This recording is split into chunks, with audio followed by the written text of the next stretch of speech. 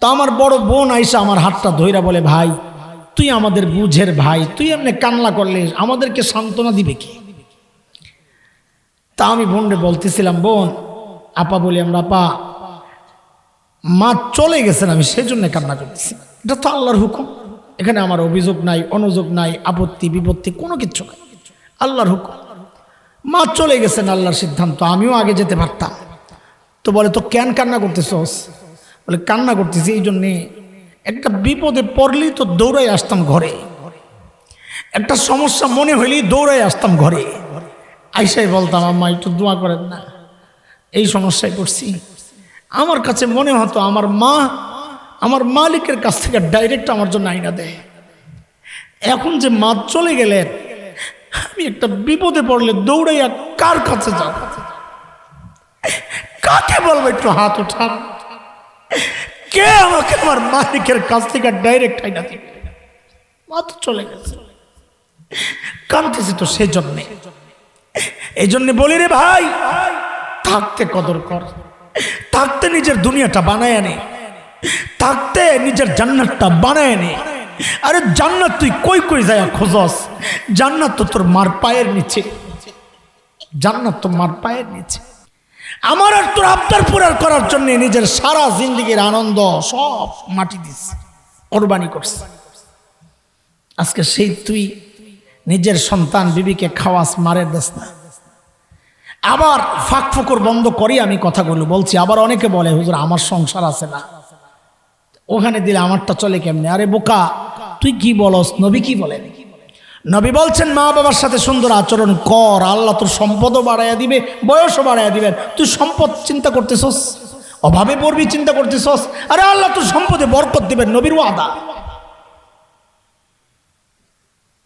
পীরের কাছে হাদিয়া নিয়ে যাও, শ্বশুর শাশুড়ির কাছে হাদিয়া নিয়ে যাও, আরে যাও, আমি মানা করছি না, কিন্তু মনে রেখো মায়ের চেয়ে বড় পীর দুনিয়ায় কেউ নাই, নিজের বাবার চেয়ে বড় পীর দুনিয়ায় কেউ নাই।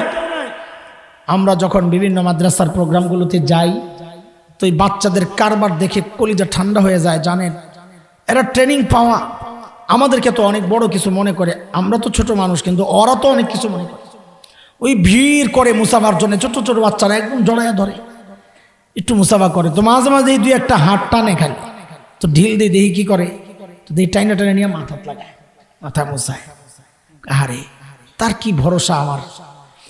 তো মাঝে মধ্যে সময় থাকলে হাতটা ধইরা ডাক দিয়ে বলে, এই আব্বা আম্মা আছে? তো জি হুজুর আছে।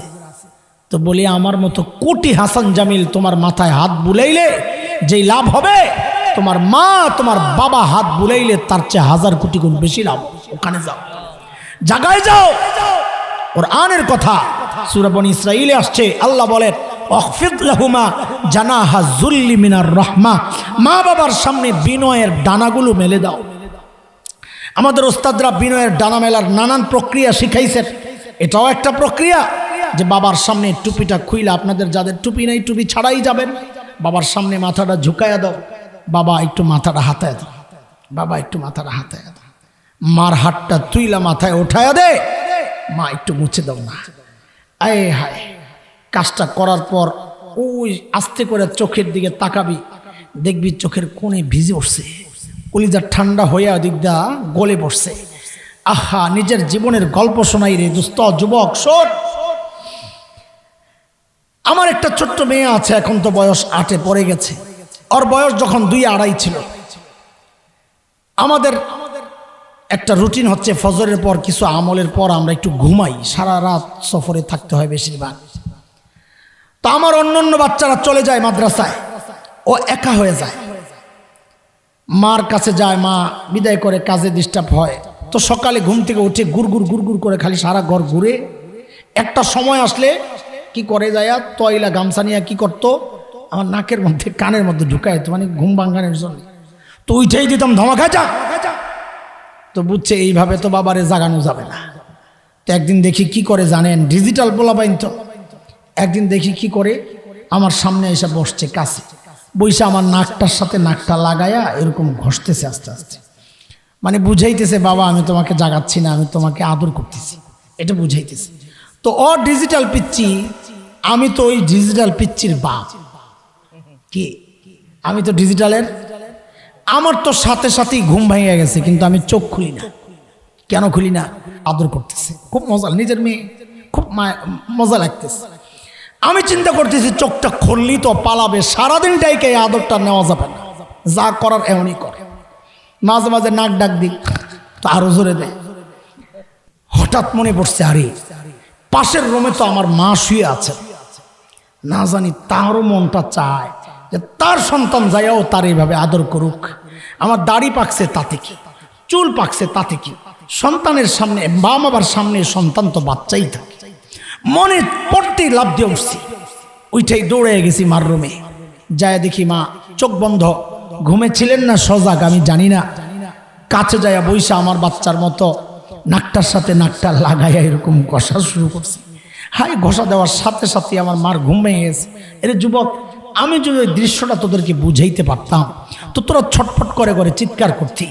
আমার সেই সামর্থ্য নাই, তাও বলি শোন, আমার মাকে এরকম লাগানোর সাথে সাথেই মা লাফ দিয়া উঠছে, ওইটাই আমার জড়ায়া ধরে হাউ মাউ করে কান্না। কাঁদছেন তো কাঁদছেন, তার কলিজা ঠান্ডা হয়ে গেছে। কান্না করে করে এক সময় থেমে আমাকে যখন খুব আদর করে ডাকতেন, তখন মনি বলতেন, হাত উঠাইয়া সাথে সাথে বলতেছেন, ও আল্লাহ, আমার মনিরে দুনিয়া আখিরাতের বাদশা বানাইয়া দিও। দুনিয়ার রাজা বাদশাদের চেয়ারে আমরা বসতে পারি নাই, কিন্তু এটা তো নিশ্চিত আল্লাহ আলহামদুলিল্লাহ যে ভালোবাসা, যে ইজ্জত আল্লাহ তাআলা দেন, যা পাই দুনিয়ার রাজা বাদশারা এগুলা পায় না রে দোস্ত, আলহামদুলিল্লাহ, আল্লাহ শুকর। হ্যাঁ, এই জন্য বলি, যাই করো ও ভাই, থাকতে কদর কর, হারায় গেলে আফসোস কর, থাকতে দাম দে। মা বাবা থাকতে থাকতে নিজের দুনিয়া বানায় নে, নিজের জান্নাত বানায় নে, চলে গেলে আফসোস করবি, কাজ হবে না। আর যাই করস, তোদের পায়ে হাতটা রাইখা বলে যায়, কারো বিরুদ্ধে যেন তার মা বাবার বদদুয়ার হাত না ওঠে, কারো বিরুদ্ধে যেন মা বাবার বদদুয়ার হাত না ওঠে। শেষ হয়ে যাবে, একদম শেষ হয়ে যাবে। জীবনের আরেকটা ছোট্ট গল্প শোনায় আমি বিদায় নিব। আমার মা যেদিন ইন্তেকাল করেন, আমি রাজশাহীতে ছিলাম সফরে, দিনই সফরে। বাসায় পৌঁছতে পৌঁছতে মার ইন্তেকালের কয়েক ঘন্টা পর লেট হয়েছে। ঘরে ঢুকি আমি আর শুইতে পারতেছি না, খুব কাঁদতেছি। তো আমার বড় বোন আইসা আমার হাতটা ধইরা বলে, ভাই তুই আমাদের বুঝের ভাই, তুই এমনি কান্না করলে আমাদেরকে সান্ত্বনা দিবে কি? তা আমি বোনরে বলতেছিলাম, বোন, আপা বলি আমরা, আপা মা চলে গেছেন, আমি সেই জন্য কান্না করতেছি।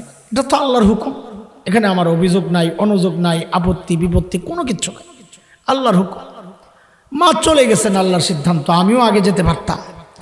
তো বলে, তো কেন কান্না করতেছস?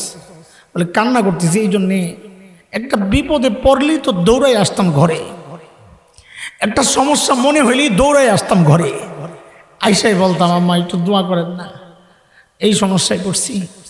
আমার কাছে মনে হতো আমার মা আমার মালিকের কাছ থেকে ডাইরেক্ট আমার জন্য আইনা দেয়। এখন যে মা চলে গেলেন, আমি একটা বিপদে পড়লে দৌড়াইয়া কার কাছে যাব? কাকে বলবো একটু হাত উঠান? কে আমাকে আমার মালিকের কাছ থেকে ডাইরেক্ট আইনা দিবে? মা তো চলে গেছে, কাঁদতেছি তো সেই জন্যে। এই জন্য বলি রে ভাই, থাকতে কদর কর, থাকতে নিজের দুনিয়াটা বানায় নে, থাকতে নিজের জান্নাতটা বানায় নে। আরে জান্নাত তুই কই কই যায় খোঁজস? জান্নাত তো তোর মার পায়ের নিচে, জান্নাত তো মার পায়ের নিচে। একটা নগদ তওবার দৃশ্য আমরা দেখতে চাই। এই জায়গায়, এই মজলিসে অনেক ছেলেপেলে আসে, এই জন্যই মানা করছি বাচ্চাদেরকে ওঠার জন্য। তোমরাও পিছনে যারা দাঁড়ায় দাঁড়ায় শুনতেছ, সবাইকে বলছি খেয়াল করো, এখানে এমন ছেলে কে কে আছে যার বাবাও এই মজলিসে আছে? দাঁড়ান দাঁড়ান, যার যার বাবা এই মজলিসে আছে দাঁড়ান তো, দাঁড়ান। বাবা আছে দেখছো? সবাই নিজের বাবারে দেখেন তো, বাবা দেখেন তো।